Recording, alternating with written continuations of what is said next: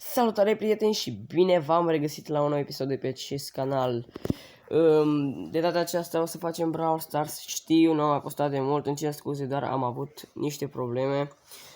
Doar ce am dat examenul ca să intru la liceu și eu. Și nu am avut, n-am avut timp să postez, dar uitați că am reușit să îmi fac timp și eu niște timp să postez. Vreau să vă arăt, după cum bine vedeți, că l-am luat pe Crow, legendara mea favorită. Am luat-o dintr-un big box. Mamă, cât de fericit am fost. Deci nici nu vă dați seama. Am luat-o, mă gândeam, dădeam aici, am dat la Brawl Pass. După cum bine vedeți, gata Brawl Pass-ul. Mâine o să se reseteze, o să facem, promit că o să fac un episod cu Brawl Pass-ul nou, adică să vi-l prezint. Știu că pot să vi-l prezint și astăzi, dar de data aceasta vreau să vă arăt niște meciuri cu Crow, să dau niște meciuri cu Crow. Poate să dau și cu Nani. Hai să-i dăm bătaie, zic eu. Stai să vă arăt și Super City Rampage, noul game care s-a băgat. Nu am prea apucat eu să joc la el, pentru că e cam greuț, sincer să vă spun. E cam greuț și fără bug-ul ăla cu Bo, este un bug cu Bo, în care trebuie să ai star power-ul, trebuie să ai star power-ul ăla de stun pe mine, care să fie 3 Bo neapărat, deci să fie 3 Bo neapărat ca să poți să-i dai stun în continuu, să nu se miște. Altfel nu poți să faci Insane 16, pentru că nu poți.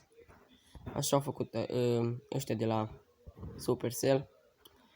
Nu știu de ce mai e Insane 16 dacă nu poți să-l faci, dacă nu te lasă să-l faci. Fără. Și cum descoperim un bug, cum îl scoate? Nu, nici asta nu pot să înțeleg. Da, în fine. Să venim aici. Nu știu dacă putem să-l batem, nu cred că o să-l batem. Pentru că e cam greuț game modul ăsta și eu nu l-am pe Bo maxat și așa, nu cred că ar avea vreun rost să dau cu el. Da, rip. Adevărul e că nici eu nu prea știu cu el, nu prea știu juca la modul acesta de joc, dar sper să învăț. E nou, nu știu ce să zic. Cam greuț, cred că o să fie puțin mai ușor pe viitor, sau nu cred, de fapt nu cred. Pentru că așa e și... Mamă, deja. Asta e expert, ok. Și nu uitați să apăsați pe butonașul acela de like, să vă abonați dacă nu ați făcut-o încă, pentru că m-ar ajuta foarte, foarte mult. Ok, hai să dăm și niște meciane cu Crow. Dar nu aici, nu știu la ce să dau. Și mă apoi.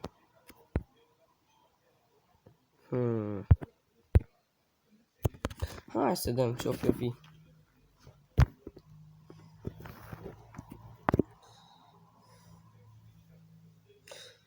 Cred că mâine, dacă o să filmez, o să postez și niște Clash Royale sau o să fac astăzi un episod ca să nu pierd, să vă arăt că am făcut și eu Master 1 cu un deck foarte ciudat, de fapt ciudat pentru mine, pentru că eu nu mă prea știu cu deck-ul acela, dar am învățat să joc cu el, din fericire, și așa am putut să fac Master 1. E ceva foarte wow pentru mine, poate pentru voi nu.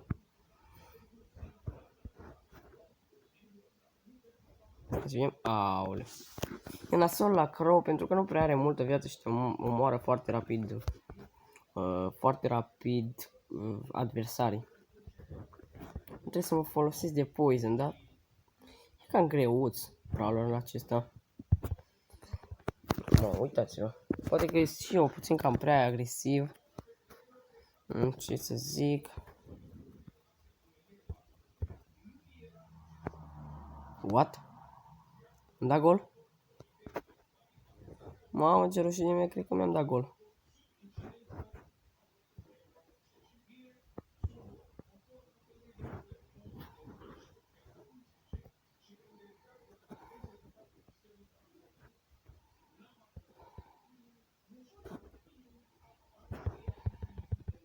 Mă, uite-te.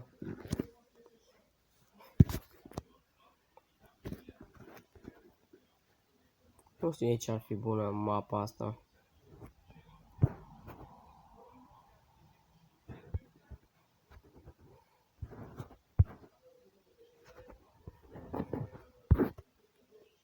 Mamă, unde m-am dus? Bine.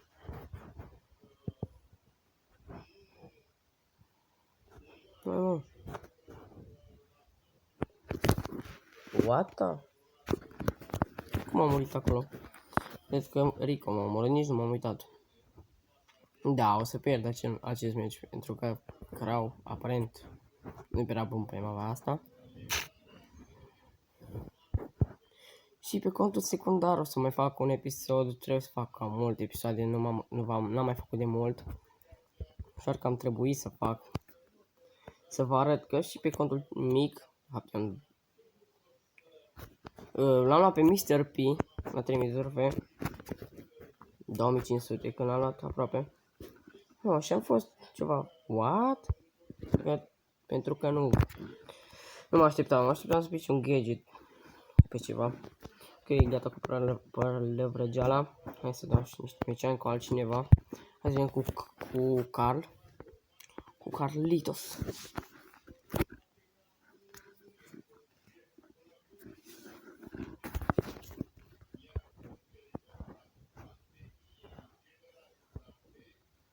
Ok. Mamă, ce încet e Carl.